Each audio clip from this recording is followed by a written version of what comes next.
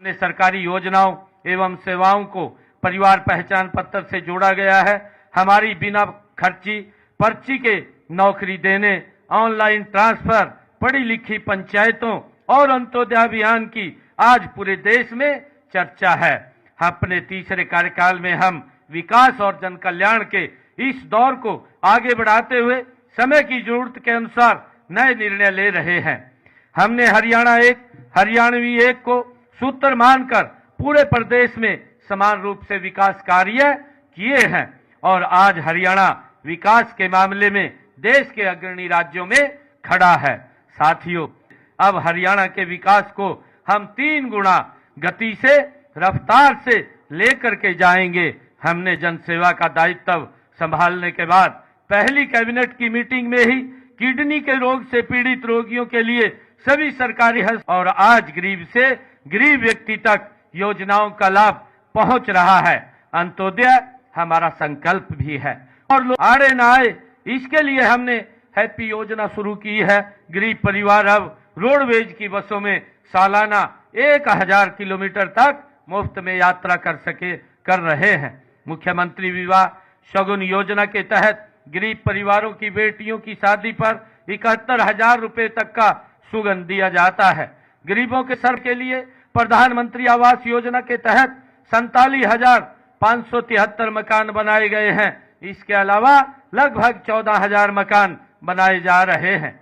मित्रों, साथ ही हमने गरीबी परिवारों के लिए 14 शहरों में 15,256 गरीब परिवारों को 30-30 गज के प्लाट दिए हैं। हमने गांव में 100-100 गज और महाग्राम में 50-50 गज के प्लाट देने शुरू कर दिए हैं। अब तक 61 ग्राम पंचायतों और 1 महाग्राम में 4,533 प्लाट दिए जा चुके हैं। पीएम सूर्य मुफ्त बिजली योजना के तहत प्रदेश में 31 मार्च 2025 तक 1 लाख घरों की छतों पर मुफ्त में सोलर सिस्टम लगाने का लक्ष्य हमने रखा है। इस योजना में अब तक 12,285 सोलर सिस्टम लगाए जा चुके हैं। मुझे ये खुशी है आप लोगों के हमारी नीतियों के केंद्र में आज पूरे देश में केवल हरियाणा प्रदेश ही है जो किसान की सभी 24 फसलें की खरीद न्यूनतम समर्थन मूल्य पर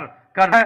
साथ ही 133 करोड़ रुपया पिछली जो बकाया राशि थी उसको भी माफ कर दिया है। हमने खेतों से गुजरने वाली बिजली की हाई टेंशन लाइनों के लिए मुआवजा नीति बनाई है। इसमें टावर एरिया की जमीन के लिए मार्केट रेट के 200% व लाइन के नीचे भूमि के लिए मार्केट रेट के 30% मुआवजे का प्रावधान भी हमने कार्यकाल में 2 लाख युवाओं को पक्की सरकारी नौकरियां देने का वो लक्ष्य रखा हुआ है और हम इससे हर साल पूरा करेंगे।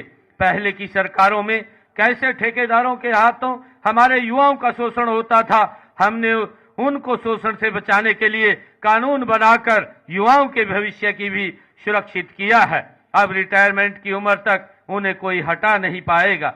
युवाओं को डंकी रूट से विदेश भेजने वाले लोगों की जालसाजी से बचाने के लिए विदेशी सहयोग विभाग बनाया गया है। अब युवाओं के कॉलेज में ही निःशुल्क पासपोर्ट बनाए जा रहे हैं। अब तक 35,000 से अधिक युवाओं के पासपोर्ट बनाए जा चुके हैं। भाइयों बहनों, हमारे युवाओं ने खेलों में प्रदेश और देश का 1/3 राशन डिपो महिलाओं को देने का प्रावधान ये किया गया है। अटल किसान मजदूर कैंटीन व वीटा बिक्री केंद्रों का संचालन भी महिलाओं को सौंपा गया है।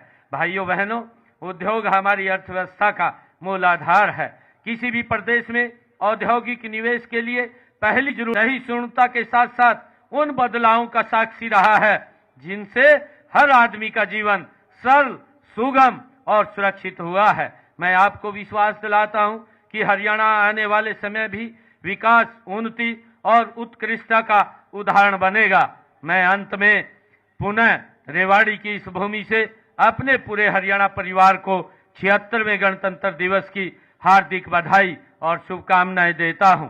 आइए आज गणतंत्र के इस पावन पर्व पर हम अपनी महान सांस्कृतिक परंपराओं और उच्च नैतिक मूल्यों पर चलते हुए देश व प्रदेश को अधिक स्वच्छ, स्वस्थ, समृद्ध, सशक्त वह विकसित बनाने के लिए कठोर परिश्रम करने का संकल्प लें। मुझे कवि के इन शब्दों के साथ अपनी वाणी को मैं विराम देता हूं। हिंद महासागर की लहरों में जब तक तरुणाई है, हिंद महासागर की लहरों में जब तक तरुणाई है, भारत की गणतंत्र पताका रहे गगन पर छाई है। मैं आप सबको बहुत बहुत शुभकामनाएं और बधाई देता हूं।